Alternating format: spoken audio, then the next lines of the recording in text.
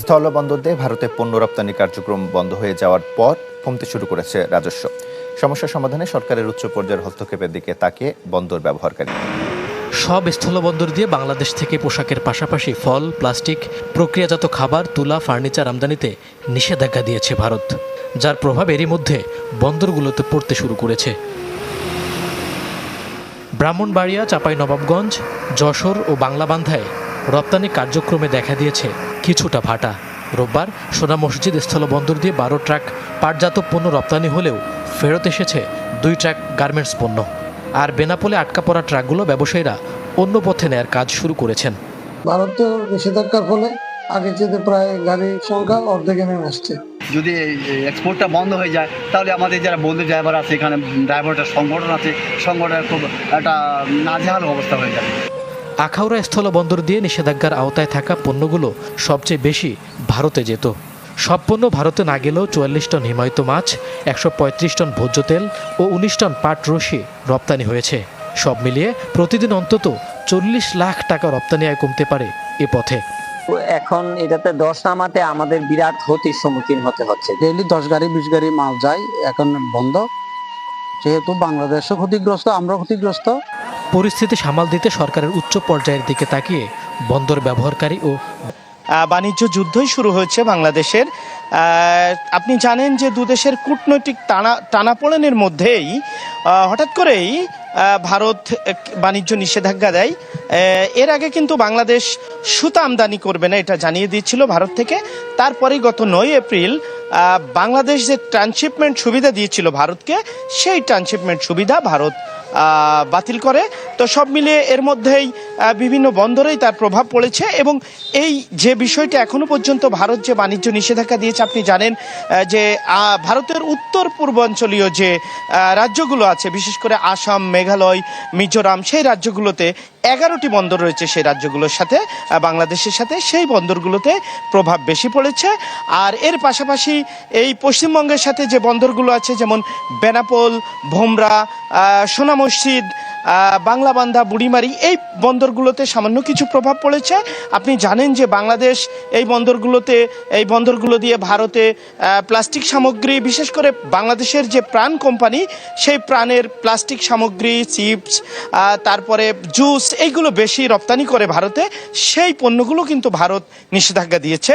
বন্দর দেশের দক্ষিণ পশ্চিমের জেলা চুয়াডাঙ্গাতে। আপনাকে যদি একটু দেখাই, আপনি দেখবেন ঠিক আমার পিছনে একটি ট্রেন দাঁড়িয়ে আছে ইয়ার্ডে। এই ট্রেনটি ভারত থেকে কিছুক্ষণ আগেই এখানে র্যাপশিট অর্থাৎ খোল নিয়ে এসেছে, মাছের খাবার যেটি, সেটি নিয়ে ট্রেনটি এসেছে 42 ওয়াগনে, এবং একটু পরে এই ট্রেনটি ফিরে যাবে। আপনাকে যদি একটু দেখাই, তো এই দর্শনা বন্দর দিয়ে রেলওয়েতে আমদানি রপ্তানি হয়, এবং এই আমদানি রপ্তানির এই বন্দর এখনও চালু আছে। এখানে কিন্তু নিষেধাজ্ঞার মধ্যে যে বিষয়গুলো সেটি আসেনি।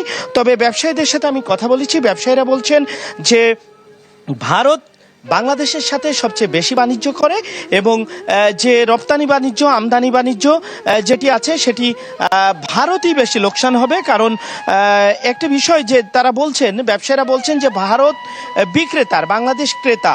তো বেশির আইটেমই ভারত থেকে বাংলাদেশে ব্যবসায়ীরা আমদানি করেন, আর সামান্য কিছু আইটেম রপ্তানি করেন। তো এর মধ্যে ভারত যদি এরকম নিষেধাজ্ঞা দিতে থাকে, একসময় হয়তো দুদেশের বাণিজ্য মন্দ হয়ে যাবে। তখন হয়তো দুদেশের বাণিজ্যে আরও সংকট তৈরি হবে। তো সবাই প্রত্যাশা করছে, বাংলাদেশের ব্যবসায়ীরা এবং ভারতের যারা আমদানিকারক, রপ্তানিকারক আছে, আমি সেখানেও কথা বলেছি, তারা প্রত্যাশা করছেন যে দুদেশের কূটনৈতিক সম্পর্ক একদিন হয়তো ঠিক হয়ে যাবে। কিন্তু বাণিজ্য সম্পর্ক নষ্ট হলে সেটা দুদেশের অর্থনীতিতেই একেবারে কুঠারাঘাত হবে। তো তারা কামনা করছেন, দুদেশের জনগণ এবং ব্যবসায়ীরা কামনা করছেন যে এই প্রতিবেশী দেশ দুটি তাদের বাণিজ্য সম্পর্ক স্বাভাবিক রাখবে। শাহনাজ। জি, রেসেল করিম লিটন। ভারতের বিধিনিষেধে স্থলবন্দরে দেখা দিয়েছে স্থবিরতা, ফেরত যাচ্ছে অনেক পণ্যবাহী ট্রাক। এ নিয়ে জানাচ্ছিলেন রেজাউল করিম লিটন। ভারত স্থলপথে বাংলাদেশের পণ্য রপ্তানিতে নিষেধাজ্ঞা দিয়েছে। এর আগে ভারত ট্রানজিট সুবিধা বাতিল করেছে। বাংলাদেশ ভারত থেকে আমদানি নিষেধাজ্ঞা, বাংলাদেশ ভারতকে ভারত থেকে যে পণ্য আমদানি করে সেটার উপর নিষেধাজ্ঞা দিচ্ছে না কেন? ভারতীয় পণ্য বর্জনের ডাক দেয়া যারা দিত তারা এখন কোথায়? আমি এই জিনিসটা একটু আপনার কাছে জানতে চাই, আপনি কি এই বিষয়টা আমাকে একটু বোঝাবেন? মানে আসলে আমরা তো সবাই জানি বিষয়টা অদ্ভুত ব্যাপার। যখন তারা ইন্ডিয়া বয়কটের ডাক দিল, আসলে এটা আওয়ামী লীগ সরকার পতনের জন্য জনগণকে একত্রিত করার স্বার্থে তারা এই শব্দগুলো ব্যবহার করেছে। ইন্ডিয়া বয়কট সাধারণ মানুষের, যারা ভারত বিরোধী, যারা মুক্তিযুদ্ধ বিরোধী, বা কেউ কেউ এদের মধ্যে মুক্তিযুদ্ধ বিরোধী নয় কিন্তু ভারত বিরোধী, মানে দুইটা পক্ষকে তারা একসাথে করে তাদের পক্ষে কাজ করিয়েছে। মানে মোটামুটি তাদের আবেগটাকে পুঁজি করে কাজ করিয়েছে।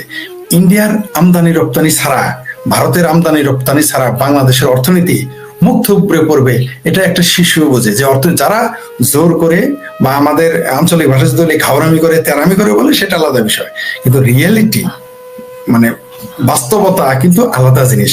আপনি সাধারণ আপনার পড়শির সাথে আপনি চলতে পারবেন না পড়শিকে ছাড়া। আর সে জায়গায় ভারত একটা বৃহত্তর রাষ্ট্র, এত বড় রাষ্ট্র, মানে তারা পৃথিবীতে তৃতীয় থেকে পঞ্চম অর্থনীতির দেশ, এবং যেই দেশের অর্থনীতি, যে দেশ থেকে আমদানি না করলে আমরা চলতে পারি না, সেই দেশটার সাথে আপনি এতদিন ইন্ডিয়া বয়কট করছেন, এখন ইন্ডিয়া আপনাকে বয়কট করে দিয়েছে। আমি এটা আগে ভবিষ্যৎবাণী করেছিলাম যে বাংলাদেশ যদি কোনো কারণে তারাই আমাদের বিরুদ্ধে দাঁড়িয়ে যায় এক সময়, বাণিজ্য যুদ্ধ শুরু করে। কারণ দেখেন তাদের সামনে যে অস্ত্রটা ফুড চেইন, তারা শুধু যদি আসলে তারা এই আমদানি রপ্তানি বন্ধ করার মধ্যে তারা কিন্তু ফুড চেইনটা কেটে দিল, যেটা আমি আগেই বলেছিলাম, সম্ভাবনা দেখেছিলাম। ফুড চেইনটা কেটে দিলে বাংলাদেশে কিন্তু মানুষ এমনি হারামি। আপনি দেখবেন যত বড় হাজি আর গাজী হোক, রমজান মাসে এলে কিন্তু সে 10 টাকার জিনিস 30 টাকা বেচার চিন্তা করে। তো এক মাসেই সে এরকম, রমজানে এরকম হয়ে যায়। তো বাংলাদেশে যখন ভারত আমদানি রপ্তানি বন্ধ করে দিবে, এই দেশের যে কোনো জিনিস, আপনি যে কোনো জিনিস, খাদ্যদ্রব্য বলেন, প্লাস্টিক বলেন, কারখানার মালামাল বলেন, যে কোনো জিনিস জাম করে এগুলো বেড়ে যাবে, এবং আমরা মানে ভয়াবহ বিপদের মুখোমুখি। আমাদের সাথে ভারতকে যুদ্ধ করতে হবে না, জাস্ট ফুড চেইনটা কেটে দিলে আমরা বিপদে পড়ে যাব। সম্ভবত আমরা সেই বিপদের দিকে পড়ে যাচ্ছি। প্রথমে তারা এই 2-3টা রাজ্যের সীমান্তে তারা কারফিউ জারি করেছিল, ঠিক তার 10 দিন পরেই দেখেন কি করলো, পুরো আমদানি রপ্তানি বন্ধ করে দিল। এবং এতে আমাদের কতটুকু ক্ষতিগ্রস্ত হব সেটা আমরা কয়েকদিনের মধ্যে, 1 সপ্তাহের মধ্যে আমরা বুঝতে পারবো যে আমাদের ক্ষতিকে। ভারতের সাথে বাংলাদেশের রপ্তানি কি লেখাটা দেখতে, ভারতের সাথে বাংলাদেশের রপ্তানি হচ্ছে, বাংলাদেশ রপ্তানি করে $157 কোটি পণ্য, আর আমদানি করে $900 কোটি পণ্য। তাহলে আমরা যদি ভারত বর্জন করি, তাহলে $900 কোটি ক্ষতি হয় ভারতের। হ্যাঁ, ঠিক না? তাহলে আমরা বর্জন করছি না কেন? কেন আমরা এতদিন এত হই হল্লা করলাম ভারতীয় পণ্য বর্জন, এখন আমরা কেন বর্জন করতে পারতেছি না? ভাই একটু আমি বুঝতেছি না বিষয়টা। অদ্ভুত ব্যাপার, মানে স্ববিরোধী কথা দেখছেন তো, যারা একই মুখে 2 রকম কথা বলে, যেটা আরবিতে মুনাফেকি, ইংরেজিতে হিপোক্রেসি, বাংলায় ভণ্ডামি। আপনি দেখেন আমরা একই সাথে বয়কট করতে চাই, তাহলে 900 কোটি টাকা বয়কট করো, তোমাদের যদি মুরুদ থাকে বা কারো মুরুদ থাকে। কিন্তু আসলে এই 900 কোটি টাকা আপনি দেখতেছেন, 900 কোটি আমরা আমদানি করি, তাদের ওখান থেকে রপ্তানি হয়। এই 900 কোটির মধ্যে কিন্তু 700 কোটি কিন্তু আমরা হয় খাদ্য, আর তা না হয় যেগুলো থেকে কাঁচামাল থেকে আমরা রপ্তানিযোগ্য পণ্য তৈরি করি। যেমন গার্মেন্টস এর কাঁচামাল, আপনি জানেন যে গার্মেন্টস এর কাঁচামাল, সুতা, এগুলো ভারত থেকে আসে। যদি না আসে, গার্মেন্টস বন্ধ হয়ে যাবে। কৃষিতে আমরা বিপদে পড়ে যাব, খাদ্যে আমরা বিপদে পড়ে যাব। সবচেয়ে বিপদে পড়বো কি জানেন? আমাদের দেশের দ্বারাই আমরা বিপদে পড়বো, যেটা আমি একটু আগে বললাম, যে আমাদের দেশের ব্যবসায়ীরাই একটা স্যাবোটাজ ঘটিয়ে তারা দাম এত বাড়িয়ে দিবে যে আমরা সেটা চিন্তা করতে পারবো না। মানে ভারত যদি আমাদের 20% বিপদে ফেলে, আমাদের ব্যবসায়ীরা আমাদের আরো 80% বিপদে ফেলবে, মিলে 100% বিপদে পড়ে যাবো। আর ভারত যদি টোটালি আমাদের আকাশপথ বন্ধ করে দেয়, দিতে পারে, এখন সম্ভাবনা আছে, আমাদের আকাশপথ এখন বন্ধ করে দেয়, তাহলে কিন্তু আমরা আরো বিপদে পড়ে যাব, ভয়াবহ বিপদে পড়ে যাব। ফরিদ ভাই, আপনি কি আপনার কথা থেকে আমি একটু আপনাকে একটু সম্পূরক একটা প্রশ্ন করি, আপনি কি এমনটা আশঙ্কা করছেন ভারত যে স্টেপ বাই স্টেপ মনে হয় বাংলাদেশকে একটু কোণঠাসা করে ফেলতেছে, যেটা আকাশপথের কথা বললেন, এই ধরনের কি সম্ভাবনা কি তৈরি হচ্ছে বলে মনে হয়? আমি মনে করি যে ভারত, এই যে কয়েকদিন আগে কে যেন খুব রাবিশ কিছু কথা বলছে, এগুলো আমরা সঙ্গত কারণেই আমরা উচ্চারণ করতে পারি না, ভারত সরকার সম্পর্কে নরেন্দ্র মোদীকে তুই করে বলতেছে, যারা আমাদের হাঁটুর সমান বয়স। ঠিক আছে, আপনার নরেন্দ্র মোদী তো একটা সিম্বল, নরেন্দ্র মোদী তো একজন ব্যক্তি না, সে একটা সিম্বল। উনি একজন ভারতের সর্ববৃহৎ গণতান্ত্রিক রাষ্ট্রের, তিনি হচ্ছেন একজন প্রধানমন্ত্রী, সে একটা সিম্বল। তাকে নিয়ে আপনি যে ভাষা ব্যবহার করেছেন, এগুলো তারা সহজে মেনে নেবে না। আপনি দেখেন অদ্ভুত ব্যাপার, ভারতের দেশপ্রেম, তারা কালকে কি সিদ্ধান্ত নিয়েছে? গতকাল তারা কংগ্রেস থেকে, এমনকি সবচেয়ে বড় সমালোচক আসাদুদ্দিন ওয়াইসি নরেন্দ্র মোদীর বিরুদ্ধে প্রতিদিন 5 বার 5 ওয়াক্ত নামাজ পড়লে 5 বার তারা গালি দেয়, সেই লোককে তারা বিদেশের সরকারের প্রতিনিধি হিসেবে পাঠাচ্ছে। আপনি খেয়াল করছেন? অর্থাৎ তারা দেশের সাথে কিন্তু ঐক্যবদ্ধ হয়ে যায়। তো আপনি যখন তার প্রধানমন্ত্রীকে আপনি গালি দিচ্ছেন, বিষয়টা এরকম যে আমার গ্রামের মাতব্বরকে আমি সমালোচনা করছি, উনি ঘুষ খায়, দুর্নীতি করে, এই সেই, পাশের গ্রামের লোক যখন এসে তাকে গালি দিবে, আমার কাছে মনে হবে ওটা আমাকেই গালি দিয়েছে, তাই না? তো এখন এটা দেশের ব্যাপার। আপনি দেখেন, যেই দিন ভারতের প্রধানমন্ত্রীর সাথে প্রণব মুখার্জি যখন আসলেন আমাদের দেশে, খালেদা জিয়া কিন্তু দেখা করেন নাই। এটা কিন্তু ভারত খুব সিরিয়াসলি নিয়েছিল। আপনার হয়তো মনে আছে যে অজুহাত ছিল কি, যে সেদিন জামাতের অর্ধ দিবস হরতাল ছিল, একটা অর্ধ দিবস হরতাল ছিল। যে এই অর্ধ দিবস হরতালের অজুহাতে প্রণব মুখার্জির সাথে খালেদা জিয়া দেখা করে নাই। এটা কিন্তু ভারত এত ছোট ভাবে নেয় নাই, সিরিয়াসলি নিয়েছিল তারা। তার জন্য কিন্তু এই যে 17 বছর যে বিএনপি ক্ষমতার বাইরে, ওইটাও কিন্তু একটা কারণ।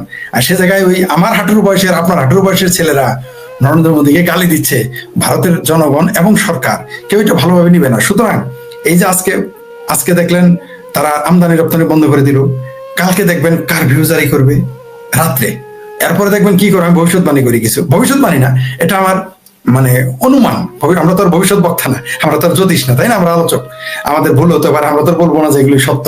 আমরা অনুমান করতে পারি যা যাবে। যেমন এরপরে রাতের বেলা প্রথমে সীমান্তে কারফিউ জারি করবে, তারপর দেখবেন একসময় দিনে কারফিউ জারি করবে টোটাল। কেন বললাম জানেন?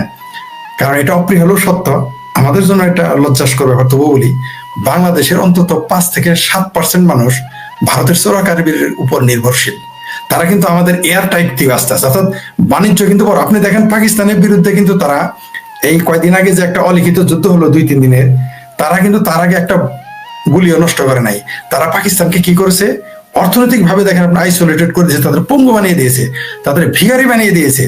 তাদের সারা পৃথিবীতে পাকিস্তানের পরিচিতি, তারা ভিখারিস্তান। বাংলাদেশের মানুষ যতই পাকিস্তানের লাফালাফি করুক, বিশ্বে পাকিস্তানের মানে ভারত এমন চাল চেলেছে যে ওরা চাণক্যের সন্তান, তো ওরা তো চাণক্যের সন্তান। আপনি ঠিক সেই কাজটাই এখন বাংলাদেশের বিরুদ্ধে যুদ্ধে যাবে না ভারত, এই রিস্ক সে নিতেই যাবে না। পাকিস্তানের বিরুদ্ধে গেলেও বাংলাদেশের বিরুদ্ধে সহজে ভারত মানে পাকিস্তানকে নিয়ে যদি 3 বার ভাবে যুদ্ধে যাইতে, তাহলে বাংলাদেশকে নিয়ে সে 30 বার ভাববে। সঙ্গত কারণ, ঐতিহাসিক কারণে, বিভিন্ন কারণে সেটা ভাববে। তো তাকে সে কি করবে এখন? এই দেখেন টাইট দিয়ে দিছে। আপনি খেয়াল করেন, আমি বললাম যে সরাসরি 5-7% মানুষ চোরাকারবারিতে নির্ভরশীল, আর না খেয়ে মারা যাবে। আপনি তো এদের কাজ দিতে পারবেন না, এদের আপনি এই মুহূর্তে কাজ দিতে পারবেন না। আর ক্ষুধার চাইতে বড় কোনো কথা নাই। তারপরে কি করবে? ব্যবসায়ীদের টাইট দিবে।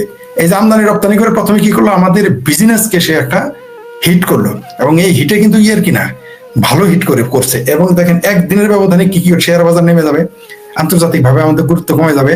আপনি হয়তো শুনেছেন যে পৃথিবীর বিভিন্ন দেশে, ছোট ছোট দেশ ভিসা দেওয়া বন্ধ করে দিয়েছে এই 1 সপ্তাহ যাবৎ। থাইল্যান্ড তো দূরের কথা, আপনি এখন ভিয়েতনামের ভিসা পাবেন না।